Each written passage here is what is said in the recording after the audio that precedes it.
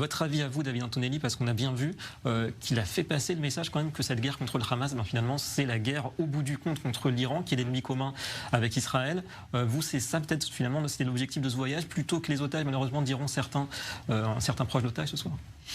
Bien évidemment, en réalité, le discours de Benjamin Netanyahu était extrêmement complet. Moi, je trouve que dans ce discours d'une heure, il y avait tout. Il y avait un contenu extrêmement riche. C'est-à-dire qu'il a rappelé les objectifs aux États-Unis et finalement au monde entier, puisque c'est une résonance mondiale, ce discours-là.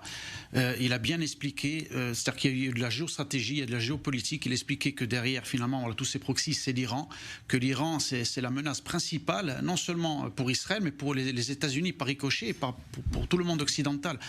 Donc, je pense qu'il a été honnêtement très bon dans tous les éléments qu'il a amenés. Il a fait un rappel historique important, c'est-à-dire qu'en même temps dans ce discours il a pu attaquer finalement tous ceux qui ont tenté de traîner Israël dans la boue, de faire de la désinformation, de tous ceux qui ont menti sur Israël depuis le 7 octobre, que ça soit, il a cité même justement tous ces mouvements aux États-Unis, dans les universités, il les a directement ciblés en leur donnant une leçon finalement. Il a donné une leçon finalement, c'est extraordinaire au monde entier sur Benjamin Netanyahu. C'est-à-dire qu'il a fait un rappel historique sur la légitimité d'Israël sur sa terre, il a rappelé les fondamentaux, il a parlé du conflit en lui-même, il a donné des éléments très précis sur la guerre à Gaza, parce que finalement de quoi on a parlé depuis on a traîné dans la boue par la Cour de justice internationale, par tous les médias qui ont diabolisé Israël, qui ont dit des mensonges sur ce qui se passe réellement à Gaza. Il a donné des éléments très concrets, donc il a été excellent sur ça, parce que finalement il a pu rétablir